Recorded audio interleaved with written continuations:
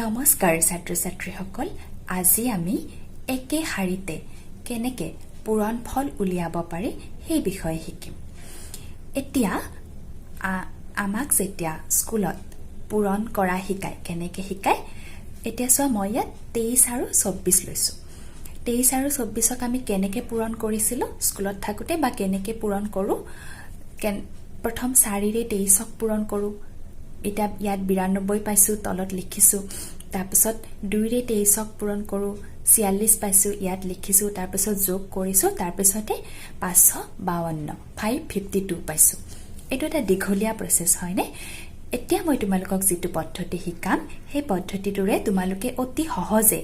মাত্ৰ কেইটামান মুহূৰ্তৰ ভিতৰতে একে শাৰীতে পূৰণফলটো উলিয়াব পাৰিবা কেনেকৈ চোৱা প্ৰথমে আমি 4 ৰে 3ক পূৰণ কৰিছো কিমান হৈছে 12 12ৰ 2টো ইয়াত লিখিছো এক বাকি ৰৈছে একটো ইয়াত লিখিছো এইবাৰ চোৱা প্ৰথম তাৰ পিছত কি কৰিছো 4 ৰে 2ক পূৰণ কৰিছো 8 হৈছে আৰু 3 ৰে 2 ৰে 3ক পূৰণ কৰিছো বা 3 ৰে 2ক পূৰণ কৰিছো একে কথা 4 ৰে 2ক পূৰণ কৰোতে 8 হৈছে 3 ৰে 2ক পূৰণ কৰোতে 6 হৈছে সেই দুইটা আমি ইয়াত লিখিছো 8 আৰু 6 যোগ কৰিছো কিমান হৈছে 14 14 আৰু আগৰ বাকি থকা একটো যোগ কৰিছো কিমান হৈছে 15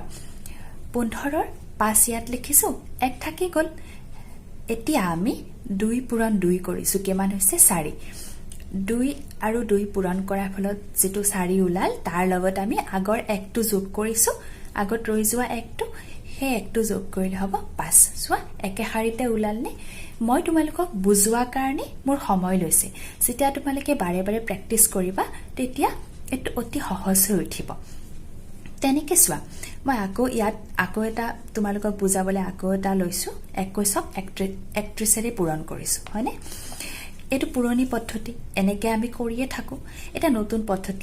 পদ্ধতিটোলে যাও আহা প্ৰথমে আমি কি কৰিছো 1 পূৰণ 1 1 হৈছে 1 লিখিলো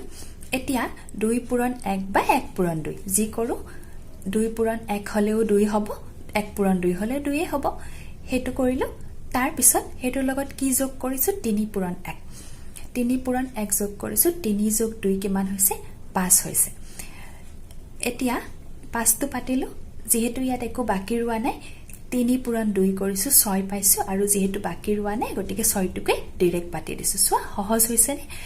মই তোমালোকক প্ৰথম শিকোৱা কাৰণে ইয়াত মই এনেকৈ পাতি লৈছো যেতিয়া তোমালোকে কৰি থাকিবা অভ্যাস হ'ব তেতিয়া মুখতে এখিনি কৰিব পাৰিবা কেনেকৈ কৰিব পাৰিবা চোৱা মই আকৌ এবাৰ কৈ দিছো 1 পূৰণ 1 লিখিলা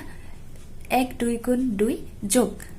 1 3 গুণ 3 3 2 5 লিখিলো তাৰ পিছত 3 2 গুণ 6 সহজ হৈ গ'লনে 651 এনেকৈ তোমালোকে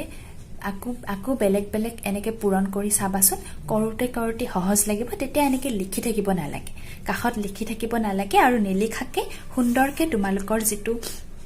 ফলাফল পূৰণফল হেতু ওলাব অতি সহজো হ'ব এনেকে যোগ কৰি থাকিব নালাগে হয়নে আজিলে ইমানে ভিডিওটো চোৱাৰ বাবে তোমালোকক অশেষ ধন্যবাদ কেনে লাগিল কমেন্ট কৰি জনাবা